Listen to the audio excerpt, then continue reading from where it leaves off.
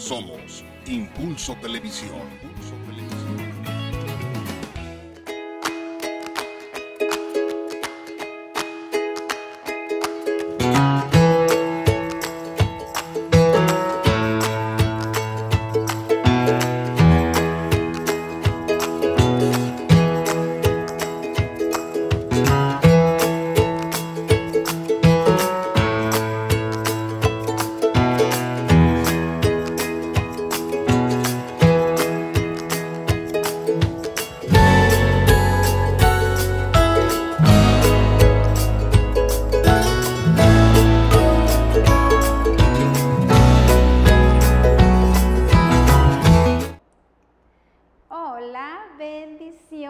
Gracias a Dios por estar con nosotros un nuevo día de tu programa Fight TV. Recuerda que Fight TV es un espacio donde se transmite palabra de fe, amor, identidad, transformación y vida de parte de Dios para ti, para mí, para todos aquellos que nos escuchan.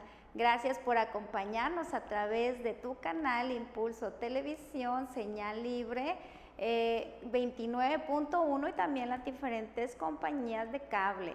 Si estás con nosotros a través de la página de Impulso Televisión en Facebook, pues te invitamos que compartas esta transmisión para que muchos otros puedan escuchar este mensaje. Te damos la bienvenida, yo soy tu amiga Rosy Martínez y me encuentro con el doctor Jorge Luis Rodríguez. ¿Cómo está, doctor? Bien, gracias a Dios, muy bien, muy bendecido. Gracias a Dios que estamos este día tan hermoso de nuevo transmitiendo y pues listos para ver otra historia más de los personajes de la Biblia. En este caso va a ser la familia de Judá y el título es Judá, una familia sin guía. ¡Wow! ¡Qué tremendo ese título! Pero recuerda que el doctor Jorge Luis Rodríguez nos ha estado compartiendo cada programa que él está con nosotros acerca de las diferentes familias de los personajes de la Biblia, empezando desde Adán, ya ahorita vamos en Judá, y nos ha ido compartiendo cómo ellos han llevado su matrimonio, cómo han llevado sus hijos y qué cosas podemos aprender para bien de ellos y qué cosas podemos aprender para no hacerlas, porque también ellos cometieron ciertos errores. Y bueno, todos estos temas han sido basados en el libro del doctor Rosalío Contreras que se llama Hasta la tercera y cuarta generación. Así que están muy interesantes estos temas.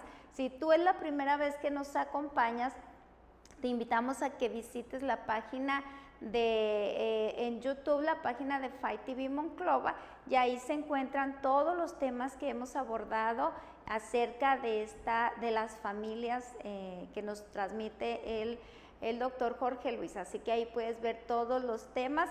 Y hoy vamos a ver este tema de Judá, una familia sin guía.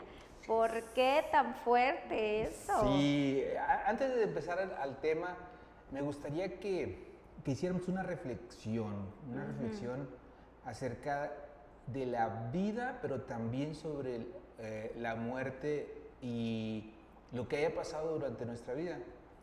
Te quiero preguntar, ¿cuándo fue la última vez que pensaste en tu muerte? ¿Alguna vez has pensado qué podría estar en la lápida que esté en tu muerte? ¿Qué diría tu epitafio? ¿Qué diría escrito? Y vamos a considerar que la persona que fallece, pues no es la que escribe eso. No.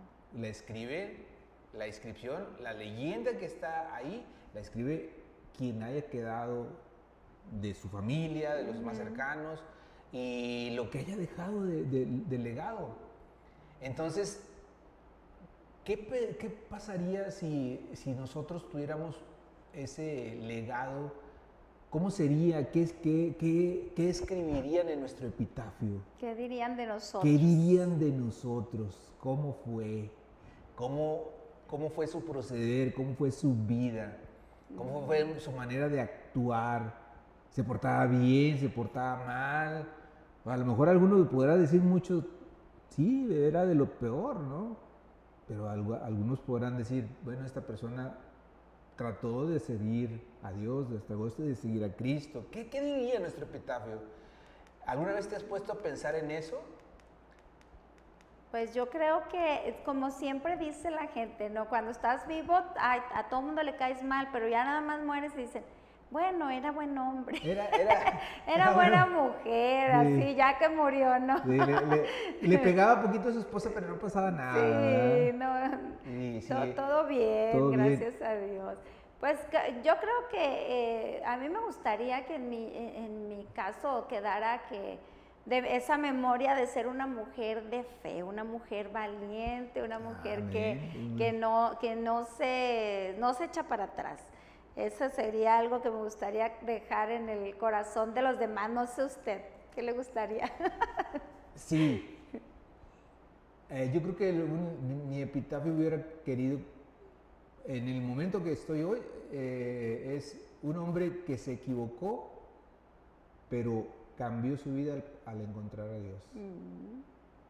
Gloria a Dios. Creo que ese sería una de las mayores, pero no soy yo el que lo escribiría, eso es lo que yo quiero, ese es el punto, ese es el punto, porque, que los demás lo puedan ver. Así. Porque habrá quien diga, no, toda su vida nunca cambió, siempre estuvo haciendo lo mismo, siempre fue una persona enojona, intratable. No, pero fíjese que yo cuando lo conocí, doctor, las referencias que me dieron de su persona cuando les dije que iba a estar con nosotros en el programa, dijeron, wow, el doctor es una persona muy responsable, muy seria, muy digna, representante del reino. Fíjese, o sea, qué bonito. Wow. Qué bonito. No se lo había dicho. No lo esperaba. No lo esperaba. Sí, qué bonito que la gente pueda expresarse así. Amén, amén. Pero dentro de todas las cosas, pues mi vida antes de conocer a Dios fue muy diferente. Sí, pero bueno, como usted lo está diciendo, me equivoqué y ahora he sido restaurado. Soy diferente y qué bonito que la gente lo pueda ver, porque de eso se trata, de qué es lo que estamos dejando que la gente, no que nosotros lo digamos, sino que la gente lo diga de nosotros. Y por eso cabe mencionar que a mí me lo dijeron de su persona y qué bonito, ¿verdad? Porque no es usted el que está diciendo, sino es otra persona que lo está diciendo. Y eso es lo más hermoso, que nuestra propia familia o nuestras propias personas cercanas, las que nos conocen, aquellas que saben nuestras debilidades, que saben nuestros defectos, que conviven con nosotros, puedan dar testimonio y decir, sí, esta persona es así el día de hoy, ¿verdad? Porque pueden decirlo otros que tal vez no nos conocen de lleno, sí, pero los que están a nuestro alrededor, que están ahí día y noche, que ellos hablen bien de ti, eso es algo muy, muy bonito. Amén, gracias. No lo esperaba y qué padre, se siente bonito. Pero pues bueno, o sea, de hecho, seguir en este camino que Dios me ha trazado es mi tangente. Yo no me vería haciendo otras cosas o haciendo lo que anteriormente hacía. Y gloria a Dios por eso realmente. Ahora sí, regresamos a este punto que después me da como sentimiento, emoción. Gloria a Dios, qué bonito, ¿no? Pero es muy bonito que nos digan esas cosas en vida, porque les digo, ya nada más muere uno y ahora sí dicen, ay, pero era re bueno. Y en vida no le dicen a uno lo bonito, y eso debe de ser en vida, para que uno pues pueda sentirte también motivado a seguir adelante con esas buenas actitudes, porque pues si ya de muerto pues ya uno no sabe nada. Bueno, entonces, si regresamos a la historia con Judá, cuando escuchamos el nombre de Judá, nos da esa sensación de que conocemos a ese personaje. Judá es uno de los nombres más famosos en la historia de Israel, pero no son realmente pocas las personas que conocen su historia, su verdadera historia. Hay más acerca de Judá. Y pues vamos a mostrarles un poco de esa breve, no tan gloriosa vida, la cual pudiéramos describir, que escribirías en la lápida de Judá. Entonces, si vemos después de la historia de José, después de sugerir vender como esclavo a José, su hermano Judá se separa de su familia se casa con la hija de un varón cananeo llamada Sua y engendra a 3 hijos, Or, Onán y Sela. Al cabo del tiempo, se casa con una mujer llamada Tamar. Pero por la maldad de este hombre de Dios decide quitarle la vida. Pero en ese momento no tuvo hijos con Tamar. Entonces, como era la costumbre, realmente la costumbre antigua de esa época, de su hermano Onán la toma como esposa, fue el segundo esposo de Tamar. Y ahí también, ahí hubo algo más. El segundo hijo de Judá no quería tener descendencia de su hermano, no quería que tuviera hijos con Tamar. Sí, porque esa era como la cultura de ok, si la mujer no le dio hijos y murió, pues bueno, el hermano tiene que casarse con la viuda y darle hijos, pero no iban a ser hijos de él, sino iban a ser hijos de su hermano, para que su hermano pudiera darle seguimiento a la descendencia. Y eso era lo que no le gustaba, porque decía, oye, pues son mis hijos, ¿cómo van a decir que son hijos de mi hermano? Entonces, mi primer hijo va a ser heredero de mi hermano y no mi heredero. O sea, había ese conflicto. Sí, o sea, era la costumbre, pero tenía ese conflicto para la persona a la que le tocaba, por decir así, eso.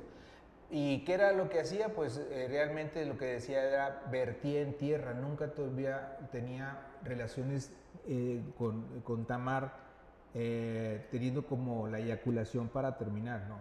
Vertía en tierra, dice la palabra. ¿Y Dios qué hizo? Le quitó la vida a Onán. Sí. De hecho, de Onán proviene una palabra de psicología, el onanismo. Es verter en tierra, es la masturbación, ¿sí? Masculina.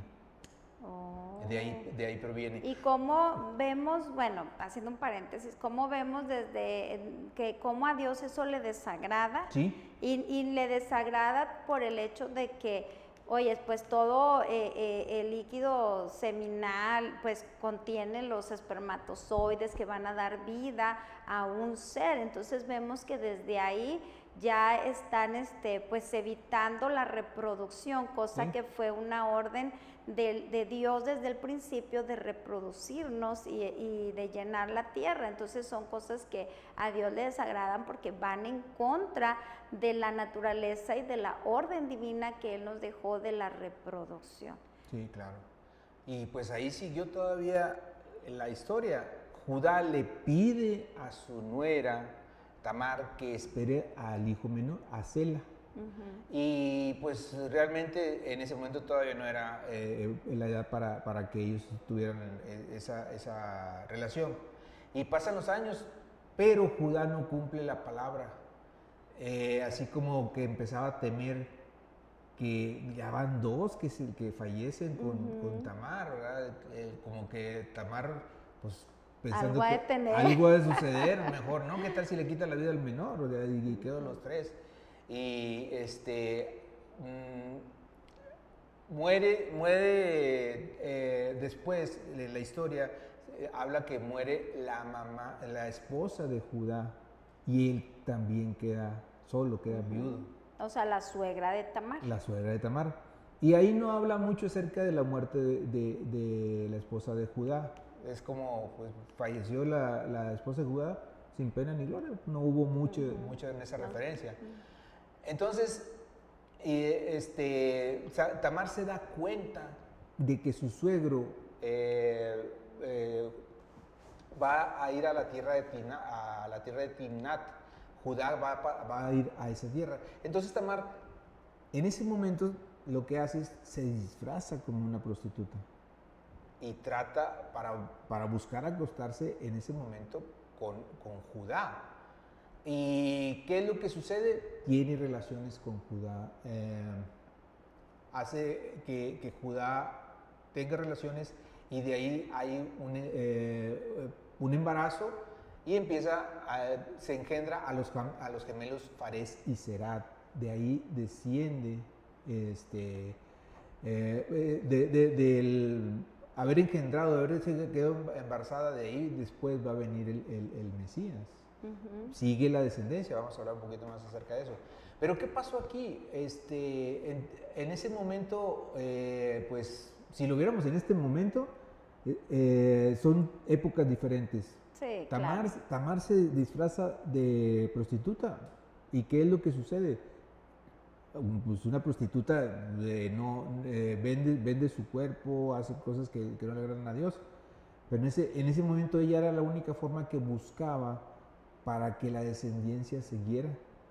Tuvo relaciones con Judá y así engendró a estos gemelos.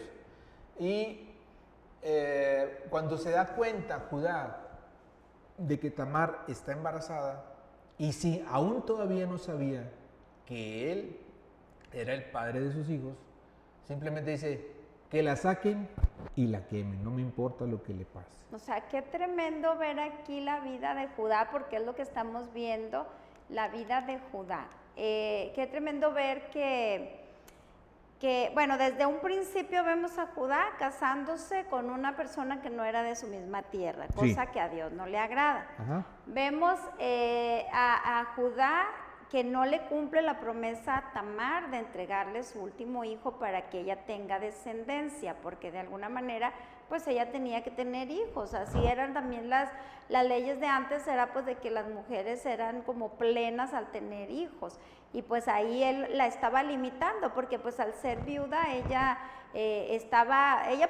podía ser libre ya para casarse porque ya era viuda, pero ella estaba bajo un juramento que se le había hecho de que no te cases, espera a que se te entregue el otro hijo, que era el hijo menor, y no se le estaba cumpliendo y no se le estaba respetando. Pero también lo que veo es que como ella conocía el carácter de Judá al decir, bueno, él ya quedó viudo, ya su esposa falleció, quedó viudo, y va a buscar en qué es desahogar sus necesidades. ¿Por qué lo intentó? ¿Por qué lo hizo? ¿Qué la llevó a vestirse de prostituta para poder encontrarse con él? ¿Cómo sabía ella que él le iba a hablar, le iba a hacer esa propuesta indecorosa, ¿no? Entonces ella sabía que algo de eso había también en el corazón de Judá. Exactamente.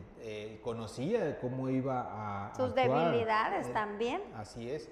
Y pues Judá responde tan sencillo de que ya está embarazada mi nuera, que la saquen y que la quemen. Pero para esto, en el tiempo que había estado en relaciones con ella, Judá le había entregado su bastón y le había entregado parte de su indumentaria, y Tamar se quedó con ella, ¿no? Sí, porque ella le dice, bueno, ¿con qué me vas a pagar? Y él le dice, bueno, te voy a pagar con un borreguito, creo, ¿no? Algo así, le dice, pero le dice ella, bueno, ¿y cómo estoy segura que me lo vas a pagar? Déjame algo a cambio, algo en garantía, ¿no? Y ahí él es donde le deja ciertas partes de lo que él trae, su báculo, su cinturón. Entonces se lo deja como en garantía de que le iba a mandar el pago, pero ella ya traía bien bien planificada. Ya había planeado qué iba a hacer, sí, o sea, definitivamente sabía que eso le iba a servir. Claro, porque sabía que en ese tiempo el tener actos de adulterio, de prostitución, pues se iba en contra de las leyes, y esa era el juicio o la sentencia era de muerte, y eso la iba a salvar. Sí, definitivamente. Bueno, entonces, pues si vemos esta serie de acontecimientos de la vida de Judá, si usted fuera el responsable, en este momento le pregunto, si usted fuera el responsable de diseñar el epitafio en la lápida de este hombre, ¿qué escribiría? Difícil, ¿no? No, hombre, pues. Difícil. ¿Por qué? Porque son así como los puntos negros de la vida de Judá. O sea, que muchas cosas no hizo como Dios le pedía que hiciera. Sí, claro. Entonces... Sí, porque bien quiere uno siempre la justicia, como dicen, la justicia en casa del vecino, pero no en tu casa. Como sí. él faltó al juramento ante su nuera, y cuando le dicen que ella faltó al juramento que le hizo a él de quedarse viuda hasta que le diera el hijo, ahí sí no, sáquenla, quémenla. ¿Sí? O sea, qué tremendo, o sea, ¿con qué corazón haces eso? ¿Verdad? Y como él lo dice, yo también fui responsable. Sí. Sí, es que difícil. Híjole, volvemos a esas partes en las que la responsabilidad no está dentro de las personas. No. El culpable fue... Siempre echando culpas. Siempre echando culpas. Siempre fue alguien externo, siempre se me atravesó algo, siempre hubo algo que me detuvo, siempre se me olvidan las cosas para llegar temprano. O sea, sí. Ya sé, nunca hace uno, híjole, yo realmente tengo algo que ver en esto. Todo creemos que son los demás, el entorno, todo está fluyendo en mi contra. Por eso las cosas no resultan. Pues sí, qué tremendo. Es que, bueno, punto y aparte. Le mencioné esto a la hermana porque casi llego tarde porque andaba vuelto loco. Casi no llego. Por eso le digo, se me olvidan las cosas. Ya sé. Pero gracias a Dios aquí estamos. Gloria a Dios, que el Espíritu Santo siempre nos recuerda. Estamos en continua comunión con Él y, hey, tienes un compromiso, no se te olvide. Y, ay, sí, córrele. Bueno, entonces, difícil que escribir, qué epitafio escribir en la lápida de Judá. Pero ya había alguien que había escrito algo, ya había alguien que iba a quedar para la posteridad, para la historia. ¿Cómo lo llamarían? Sería Jacob, su papá, su padre. Su padre lo coronó llamándolo el cachorro de león. Cachorro de león. Y esa fue la profecía que le hizo Jacob sobre Judá, el cachorro de león. Y vamos a hablar acerca de eso también, porque pudieran confundirse los teólogos, vemos el león de Judá, pues se refiere a Cristo, ¿no? Claro. Y el cachorro de león es diferente, que no vayamos a confundir una cosa con otra, a Cristo con Judá. Entonces, para entender la historia de Judá debemos adelantarnos al tiempo. Es viajar a Egipto y entrar en la misma recámara donde yace casi moribundo Jacob, el patriarca. Y en su lecho de muerte, ese día Jacob llamó a sus 12 hijos y profetizó a cada uno de ellos. A cada uno de ellos le dio una palabra profética. Dio su bendición. La bendición. Y pues, como les decimos, lo más relevante es oír que la descripción que le hizo a cada uno de ellos y la manera que profetiza su futuro, lo que le dijo Judá fue eso. Serás llamado cachorro de león. Y en ese momento se dirigió a Judá, lo bendijo y lo nombró cachorro de león, pero también profetizó sobre él: no será quitado el cetro de la mano de Judá. O sea, el cetro, la corona, iba a estar con él. Él seguiría la descendencia de reyes. En su descendencia. Y más que nada, ahí el cetro, pues es por Jesús, por el Rey de Reyes, el Señor de Señores, que viene de la descendencia de Judá. Y vemos, o sea, es impresionante y maravilloso ver cómo Dios es tan asombroso en todo lo que hace, y que Él no hace acepción de personas, y que Él no minoriza a nadie, que no menosprecia a nadie, porque hemos hablado de las debilidades, de los defectos, de cosas negativas de los patriarcas, de grandes hombres de la historia. Hemos visto de sus puntos débiles y de sus errores, pero aún a pesar de todo eso, el Señor, a Dios le place que de esta descendencia viniera el Mesías. De esta descendencia que puedes decir tú, óyeme, pero si no es de las mejores reputaciones que encontramos, no, o sea, vemos... De una descendencia imperfecta, sí, pero así es el ser humano. Por eso lo hemos visto, lo hemos tratado muchas veces. las historias de cada uno de los personajes son personas que son como nosotros, ¿sí? Pero que fueron elegidas por Dios para un propósito mucho más grande, y eso pues se debe a descendencia, a muchos factores, pero ¿qué sería de nosotros si Dios nos elige para algo con un propósito que sea mucho más grande? Sí, o sea, vemos aquí cómo a Dios no le importa lo que tú haces cuando él te elige, cuando Él te cambia el futuro. Aquí vemos que Judá todavía, cuando le da esa palabra, su padre, antes de morir, Jacob, le da esta palabra profética donde él ya está viendo el futuro de él. Él lo denomina el cachorro de león, sí, por el carácter que iba a tener él durante su vida, pero aún así le dice, nunca se apartará el cetro, nunca. ¿Por qué? Porque sabe que de esa descendencia vendría el Mesías, el que sería el Rey de Reyes y el Señor de Señores.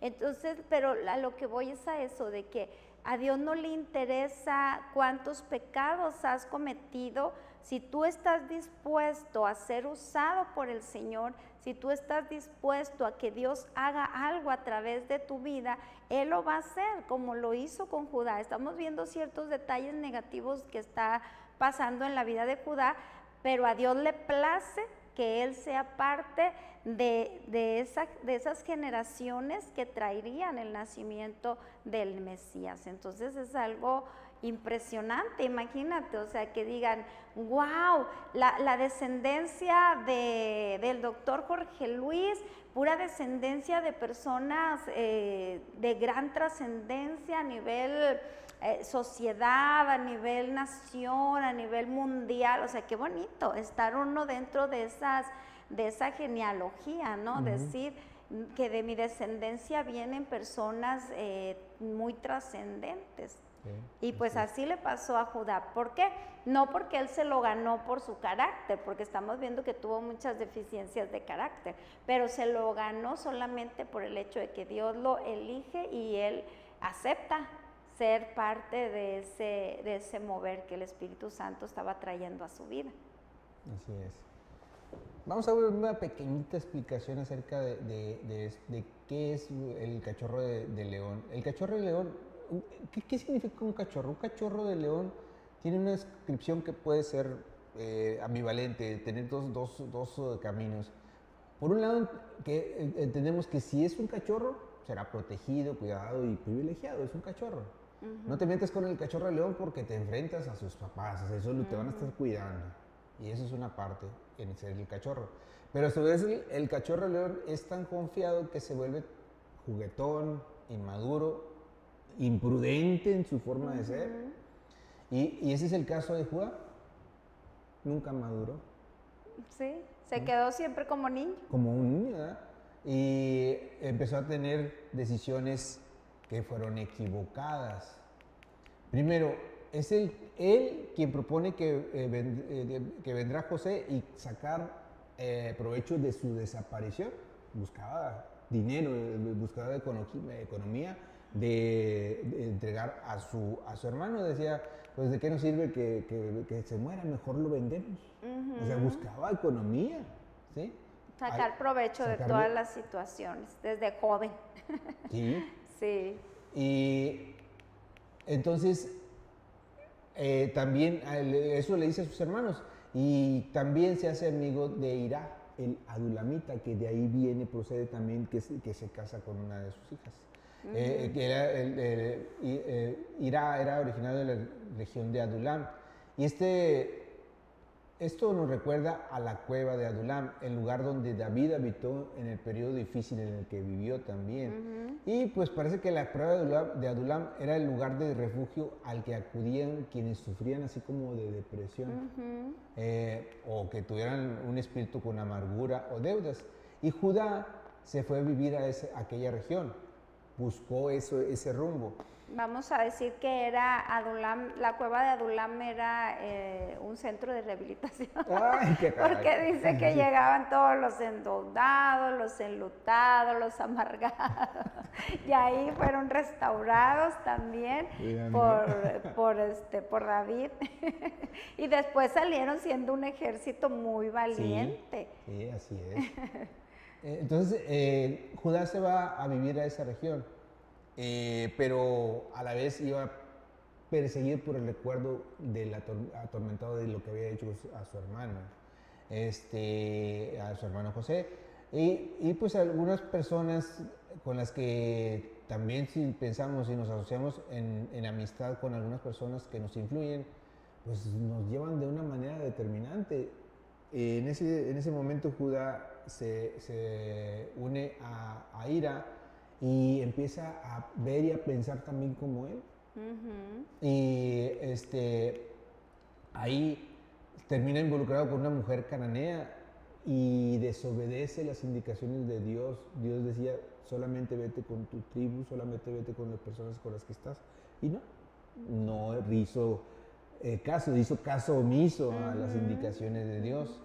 Y esto se lo había transmitido pues todos los patriarcas, Abraham, Isaac y su padre Jacob. ¿Y qué hizo? Hizo todo lo contrario. Y entonces con esta mujer engendra a sus 3 hijos. Cuando vemos la vida de cada uno de sus hijos, suponemos que la clase de padre que puede haber sido el cachorro de león. Por ejemplo, su primogénito, de esposa Tamar, ya lo habíamos mencionado. Y el relato bíblico nos dice que él era malo ante los ojos de Dios, al extremo que el Señor decide quitarle la vida. Sí, pues igual el ejemplo que ya trae, ¿verdad? De su padre que no tiene carácter, que no le inculca el camino del Señor, el temor al Señor, pues sí, Dios dice, es una de las consecuencias que vienen en la palabra de Dios de que un joven desobediente, un joven que está causando aflicción a sus padres, tiene una corta vida, desgraciadamente, porque uno de los mandamientos es honra a tu padre y a tu madre, y dice que la recompensa de honrar a tu padre y a tu madre es una larga vida y vivirla bien.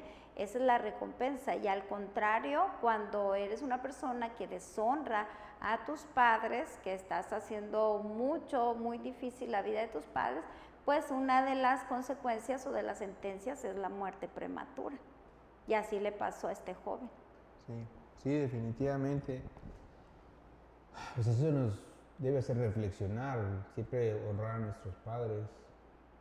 Eso nos debe hacer reflexionar, tratar y respetar a nuestros padres, honrarlo, porque es un mandamiento de Dios. Claro. Y como Judá, por ejemplo, que él buscaba mucho también sus beneficios. Yo les digo muchas veces a los jóvenes, bueno, mira, si no lo quieres hacer por tus padres, el honrar, el obedecer, el portarte bien, hazlo por ti. Hazlo por ti, porque, oye, esto es lo que me va a dar la garantía de vivir una buena vida. Esto me va a dar garantía de vivir más tiempo, de que mi vida no se acorte. Pues le digo, si no lo haces por tus padres, porque digas que ellos se lo merecen, porque hay muchos que dicen, es que mis padres son malos, no se merecen que uno los respete y los honre. Digo, bueno, si no lo haces porque ellos se lo merezcan, pues hazlo por ti, porque para ti va a ser una bendición. Porque es una regla que Dios pone y su consecuencia pues es una larga vida y que la vivas bien. Entonces, pues piénsalo de esa manera, si no lo quieres hacer de otra manera, ¿verdad? Pues es que la mayoría, o más bien todas las cosas, si lo hacemos por obediencia a Dios, las cosas que no queremos o que no nos parece, porque lo vemos de alguna forma, pero por obediencia sabemos que es lo que Dios quiere, solamente eso nos puede llevar a la bendición. Es una garantía. Es una garantía, solamente es por obediencia. Pero la mayoría de las veces queremos hacerlo no, es que por mí, o porque me hicieron, o porque no se lo merece, o todo lo que es visible a nuestros ojos humanos, para Dios no son iguales, ¿sí? Dios es sobre lo sobrenatural, nosotros es No, pues lo natural es que sea así, lo normal es que sea así. Normalizamos todas las cosas, aunque estén mal. Sí. Entonces hay que voltear más a ser obedientes a Dios. Sí, por eso la palabra de Dios nos dice en Proverbios, dice, no te apoyes en tu propia prudencia, en tu propio entendimiento. Ya tenemos un instructivo, ya tenemos la palabra de Dios que nos dice qué es lo que tenemos que hacer, cómo lo debemos hacer, qué es lo que nos conviene, pues apoyémonos en ese instructivo, apoyémonos para que así tener la garantía de que las cosas van a salir bien. Y cuando tú estás seguro de que estás siguiendo una instrucción paso a paso, por ejemplo, cuando compras un aparato, no sé, electrodoméstico y que lo tienes que armar tú y sigues los pasos y no funciona, tú con toda autoridad legal puedes reclamar y decir, oye, yo seguí paso a paso las cosas y no funcionaron. Pero si haces las cosas a tu manera, ni siquiera leíste el instructivo, pusiste las tuercas todas al revés y te sobraron piezas, o sea, y todavía sí reclamas, oye, pues ¿cómo? Todavía lo vas llevando y se te cae, ¿no? Sí, no, todas las cosas mal, entonces ¿cómo? Vas a decir, sí, seguí las instrucciones, puse el 1 con el 1, no, o sea, hay que seguir las instrucciones porque eso nos da la garantía de tener un resultado favorable, pero si no estamos siguiendo instrucciones, pues tampoco podemos reclamar, ¿verdad? Porque queremos siempre echar culpas. Como decíamos, no somos responsables, no decimos, híjole, sí, en realidad fui yo la que me equivoqué, fui yo el que me precipité, tomé una decisión pues muy apresurada, ni siquiera la pensé y por eso es que tengo estas consecuencias. Pero no, siempre tratamos de culpar a todo el mundo, culpas a Dios, culpas a toda la gente, culpas a la naturaleza, culpas el clima, culpas a todo menos tú. Tú nunca eres responsable. Claro. Ok, entonces seguimos analizando lo que es la vida de los hijos de Judá. Entonces, igual como estábamos hablando que las reglas o las tradiciones en ese momento era que si una mujer quedaba viuda, el hermano se casaba con ella para seguir la descendencia. Y así lo hizo. Siguió Nan cuando falleció su primer esposo, y realmente también fue algo que Dios no quiso, porque tampoco Onán no quería tener descendencia con Tamar. También le hace perder la vida porque no era lo que Dios quería. Y por último le dice Judá que espere a su hijo el más pequeño.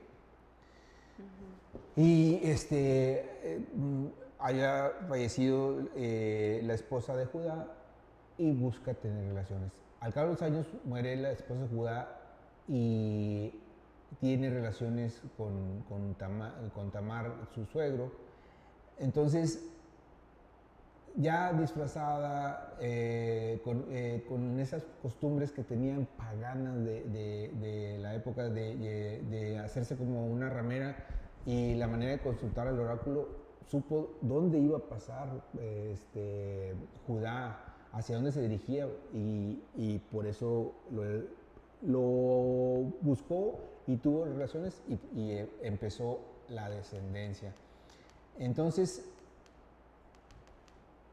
una recapitulación de los hechos de la vida del cachorro de león, como se le llamó Judá. Por envidia fue capaz de vender a su hermano, que motivado por la culpa se aleja de la familia, hace amistad con Ira el adulamita, que no consulta a Dios para elegir pareja y se casa con una cananea, que no ofreció las instrucciones a sus hijos, quienes llevaban una vida sin límites, hacían lo que ellos querían, y que finalmente se llega a una prostituta y buscando consuelo y guía, misma que resultó ser su nuera. Esa es toda la recapitulación de todo lo que hemos estado viendo. Y para terminar, después de que le dan aviso sobre el embarazo de Tamar, con ligereza dice que la saquen y la quemen, pero no contaba con la astucia de Tamar, sabíamos, así que como el Chapulín Colorado no contaba con su astucia, ¿verdad? Claro. que con mucha prudencia le manda a su suegro las pertenencias del padre de la criatura, que era él. Entonces, al reconocer Judá sus pertenencias, dice, no, todo borrado, el juicio es nuevo, y le dice, Tamar, mi nuera, es inocente y es justa. Y la reconoce que el único culpable era él, porque por temor a perder el menor no se lo había entregado a Tamar. O sea, también hace todo una historia para quedar libre otra vez. Entonces este es el momento en que la historia del cachorro de león se vuelve la historia de Tamar. Ahora es la historia de Tamar, ya no es la historia del cachorro de león, quien después de la declaración de Judá pasa a ser considerada una mujer, de haber sido una mujer fornicaria, pasa a ser una mujer santa. Sí, redimida, porque alguien de la familia tenía que redimirla. Alguien tenía que, pues, hacerse cargo de ella, ¿verdad? Y de su descendencia. Y vemos cómo Judá una y otra vez cometiendo errores, cuando él va, habla acerca del oráculo, ¿no? Cuando siempre en el templo pagano se usaba, pues, una mujer prostituta como para consultar a los espíritus, ¿verdad? Entonces vemos que él va hacia el templo, porque cuando después, si leemos el capítulo ahí en Génesis, creo que es el capítulo 38, donde nos habla de esta historia, y dice que él iba y cuando le va a pagar, que le manda lo que él había acordado del pago, va y la busca, van y le dicen, oiga, ¿dónde está la prostituta del templo? Y dice, no, pues aquí no hay ninguna. O sea que en estos casos vemos como él una y otra vez no consultaba a Dios para tomar sus decisiones, sino que él tenía esa costumbre de ir a consultar al templo, a los espíritus. O sea, qué desagradable para Dios, qué desagradable que él, teniendo un Dios, oye, viene de su padre Abraham, Isaac, Jacob, que conocía la historia de su padre y del Dios de su padre, y cómo él, afrentando a Dios, él minorizando el poder de Dios, prefiere andar consultando en el oráculo religiosamente, de una manera idólatra, de una manera, o sea, pervertida.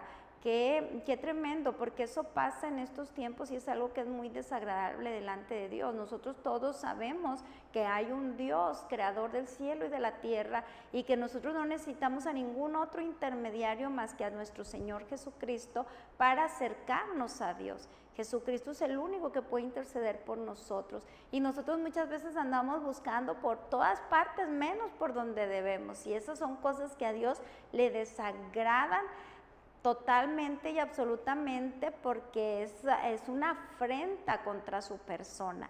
Oye, me tienes a mí, que soy el Dios todopoderoso, el Dios grande y sublime, el Dios que todo lo sabe y que todo lo conoce, y que puedes venir a preguntarme a mí con toda confianza, y andas allá con el brujo, con el santero, con el hechicero, con este y con aquel, y oye, es que te lean las cartas, que te lean la rayita, que te lean el café, que te lean la bachicha, que te lean, oye, es que te lean todo, y puras mentiras que te dicen, y ahí estás encantado. Sí, o sea, definitivamente. Qué falta de respeto ante el Señor. Ante el Señor, y todo tiene repercusión. Claro. Si no hacemos lo que Dios nos dice, pues posiblemente nos vaya mal, definitivamente, ¿verdad? Entonces, pues, definitivo, la única forma de llegar al Padre es por medio del Hijo de Cristo. Así es. Sigamos ese camino, sigamos viendo que la única forma es esa, ¿verdad? Entonces, si vemos el relato de Tamar, ya que está embarazada, y uno de los gemelos, de ahí va a proceder la línea mesiánica de Fares. De Fares. Y vamos a leer un poco lo que es Mateo 1, del 1 al 17. Donde el apóstol comienza su evangelio ofreciendo una cronología. Afirma al final que desde Abraham hasta David hubo 14 generaciones desde David hasta que los judíos fueron llevados prisioneros a Babilonia, también hubo otras 14 generaciones, y otras 14 generaciones desde el momento ese hasta el nacimiento del Mesías. Fueron 28 generaciones, 14, hasta el momento del nacimiento del Mesías. 32, ¿no? Sí, 14.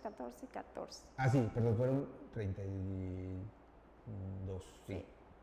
Y lo que parece más relevante del caso es que en la línea mesiánica aparecen 3 mujeres importantes. En la primera generación, el primer bloque de generaciones, desde Abraham hasta David, en orden de aparición serían Tamar, Rahab y Ruth, ¿sí? Y en este punto se hace evidente un comparativo entre Tamar la cananea y Ruth la moabita, porque estas mujeres no pertenecían al pueblo de Israel, que era uno de los puntos que estamos viendo, y que no obstante Dios las adopta como israelitas por su fe y por su disposición, por sus veces, y porque una vez residentes de Israel adoptaron las leyes y costumbres hebreas, particularmente aquellas que resguardaban las tradiciones familiares. Como lo había mencionado, una de ellas era si aparecía el pariente redentor, cuando este concepto era que si uno de los familiares, una de las cabezas de familia fallecía, su hermano o el pariente más cercano era el que tomaba su lugar, ¿sí? Y la mujer sería redimida al recibir la dignidad familiar de convertirse en madre, y el difunto sería honrado al obtener la trascendencia por medio de un hijo que llevara su nombre.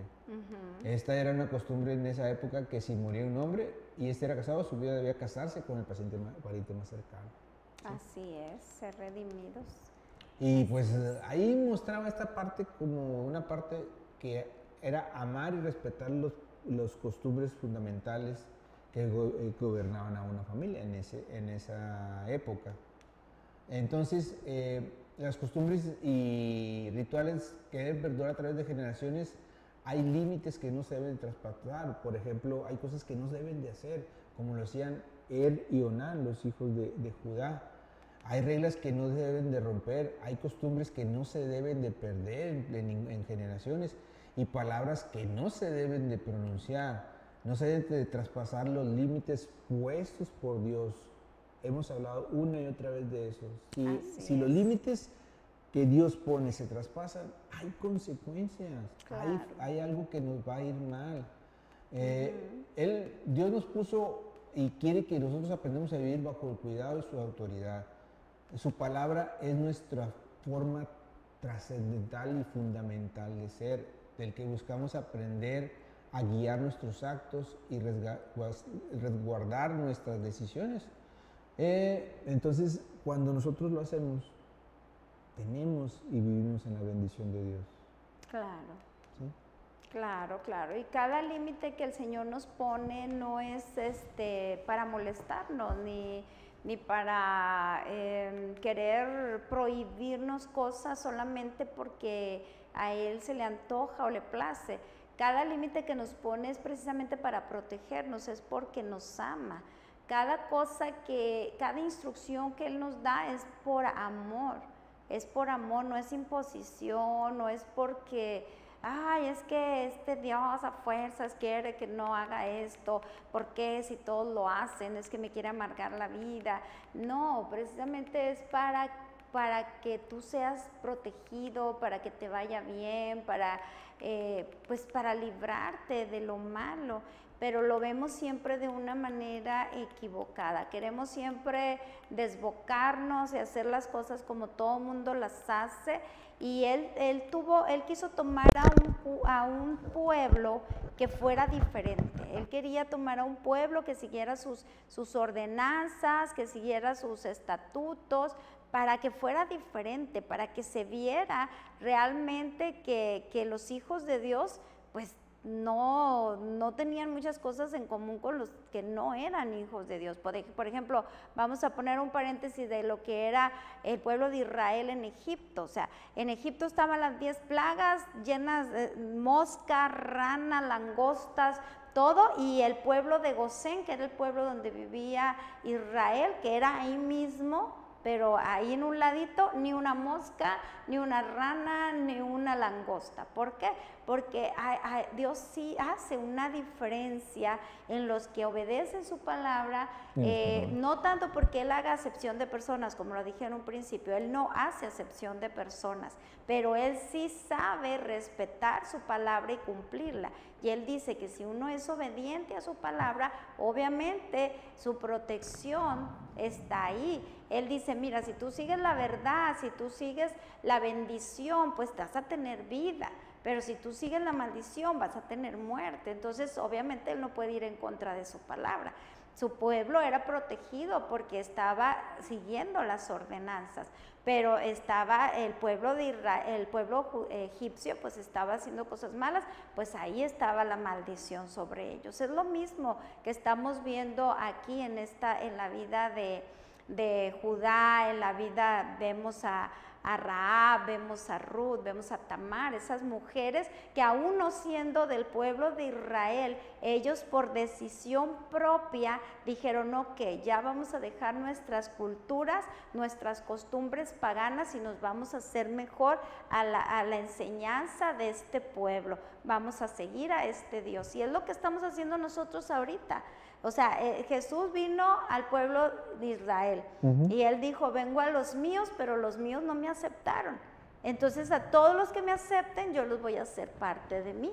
Y ahora nosotros decimos, ok, nosotros ya no queremos ser paganos, no queremos estar con otros dioses, ahora queremos ser parte del cuerpo de Jesús y aceptamos a Jesús y aceptamos su cultura, aceptamos su palabra, aceptamos sus costumbres, aceptamos toda su esencia y ahora somos de Él y tiene que haber una diferencia. Claro que sí. Claro, de hecho, pues cuando Judá empezó a actuar, posiblemente ahí Dios pues, no aceptaba lo que estaba haciendo. ¿Y qué era lo que iba a tener como consecuencia? Pues una forma de que a su pueblo de Israel también iba a ser tratado de forma diferente. Su forma de ser era desordenada, inmadura y alejada de Dios. Si estás alejado de Dios, pues difícilmente vas a tener una bendición. Claro. Entonces, vamos a concluir el tema. Entonces, contrasta la vida que demostró Judá a Tamar. Tamar era una mujer con valor, paciencia, madurez y sensatez. Bueno, si regresamos a qué diría nuestro epitafio, tal vez en Tamar diría, aquí yace una mujer que supo vivir con fe, con valor y a la espera del pariente redentor. Y en la lápida de Judá, pues sería, aquí yace el cachorro de león. Lo hermoso de esta narrativa es como, aún con todos sus defectos, aún con toda su forma de ser de Judá, de ahí proviene el Mesías. La descendencia vino de él. ¿Por qué? Porque Dios elige al hombre imperfecto para la perfección que es Cristo. Así es. La descendencia en la cual viene el Mesías no era perfecta. No. Y eso es lo que nos debe de quedar. Así es que cuando buscamos ser como Cristo, buscamos su santidad, pues muchas veces hacemos cosas mal.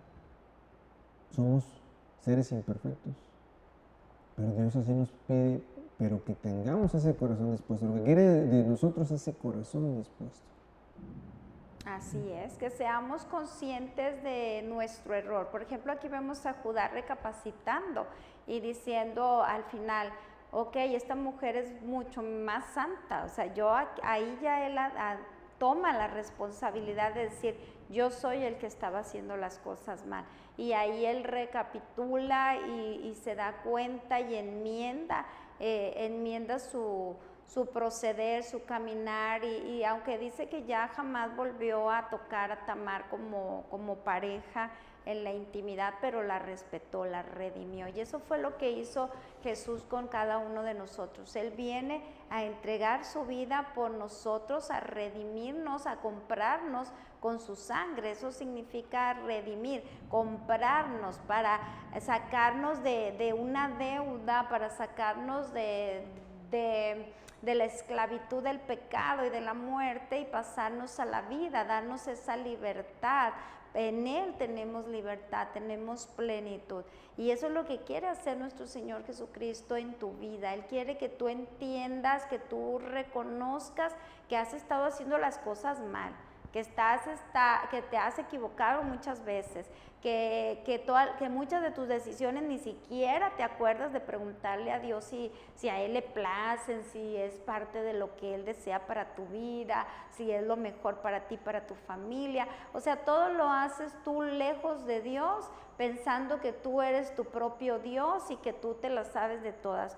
Ese es un error que cometemos muchas veces todos los seres humanos, creyendo que mi vida, mi cuerpo, mi decisión. Muchos lo decimos. Y así que, mira, no te metas, es mi vida, mi cuerpo y mi decisión. Y no sabemos que ni es tu vida, ni es tu cuerpo, bueno, aunque sí es tu decisión, pero la vida pertenece a nuestro Dios que nos la dio, y Él sabe cuándo y cómo nos la recoge. Y el cuerpo también es un instrumento prestado de parte de Dios para cumplir un propósito en esta tierra. Así que también por eso el Señor quiere que tú puedas seguir sus instrucciones para cumplir tu propósito, porque todas las personas tenemos un propósito en esta vida. Nadie nació por casualidad, nadie nació por accidente, nadie nació por ocurrencia ni por un rato de placer. Todos los que nacimos ya traemos un propósito y un diseño especial de parte de Dios. No importa quién seas, no importa cómo te llamen, no importa dónde naciste, no importa el color de piel, no importa raza, no importa nada. Solamente el hecho de haber nacido ya vienes con un propósito y un diseño de parte de Dios. Claro que se ha pervertido ese propósito y ese diseño porque nos apartamos de Dios, de su presencia. Pero hoy es el día de recapacitar y de decir, sí, es cierto, lo he estado haciendo yo todo de una manera equivocada, lo he estado haciendo todo sin Dios, lo hago como me da mi gana, y decir, ok, Señor, ¿sabes qué? Voy a poner un alto y voy a preguntarte a ti, ¿qué quieres que haga? Dime tú, enséñame tú. Y puedes empezar por tomar esa buena decisión de decir, ok, me he equivocado, perdóname, Dios, ayúdame, acepto que Jesús haya pagado el precio de mis pecados y lo acepto como Señor, y quiero que Él enmiende mi vida y que transforme mi vida, mi corazón, mi familia, y que Él me dé el final que realmente tienes para mí, porque el final que Dios tiene para cada uno de nosotros es vida eterna, es salud, es plenitud. Ese es el final que Él quiere para nosotros. Claro, definitivamente, pues, cómo nos deja bastante enseñanza estos capítulos, esta narrativa de cada uno de los personajes que han estado en la Biblia. Solamente queda esa conclusión clara. La única forma de continuar bien en nuestra vida es siguiendo lo que Dios nos pide, lo que Dios nos ordena, porque todo lo que a Dios no le agrada, tarde que temprano va a haber una consecuencia de nuestros actos. Y hay que ser responsables de cada acto que hacemos, ¿verdad? Cada acto que tenemos en nuestra vida.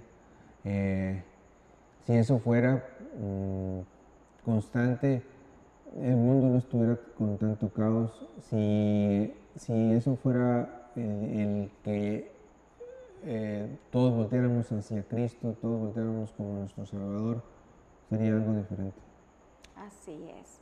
Pues esperamos que esta historia haya hecho algo en tu vida y te haya marcado, te haya movido algo en tu interior, y que digas, realmente necesito conectarme con Dios, necesito aceptar a Jesús como mi Señor, como mi guía, y no pasar a la historia como un Judas sin guía, con una familia destruida, con sus hijos fallecidos, con su esposa fallecida, porque a corto tiempo, porque no siguieron las reglas de Dios o porque no quisieron conectar con Dios. Espero que tú digas, no, yo no quiero eso para mi vida, yo quiero mejor ser guiado por Dios, yo quiero ser guiado por el Espíritu Santo.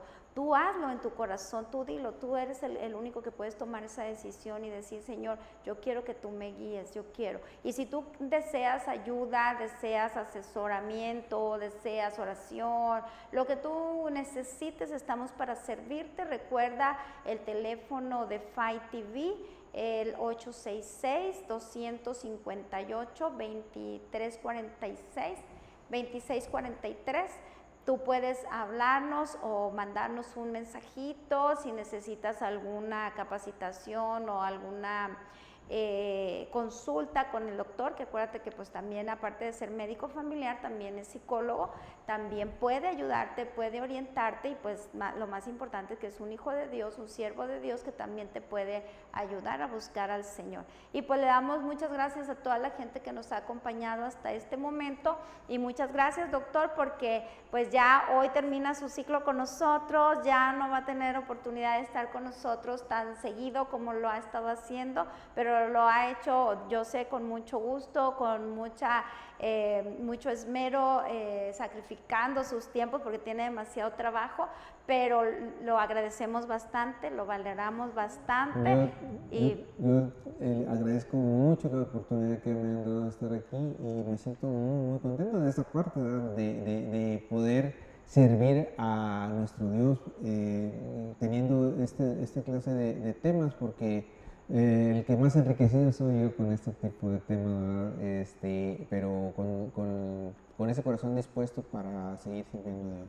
Amén, gracias, lo sabemos. Y pues bueno, aquí tiene las puertas abiertas cuando tenga tiempito y nos quiera acompañar, pero igual aquí seguimos, así, de lunes a viernes, 4 de la tarde, aquí por tu canal Impulso Televisión, tu programa Fight TV, y yo soy tu amiga Rosy Martínez. Te agradezco mucho por estar con nosotros. Dios te bendiga y nos vemos. Bye.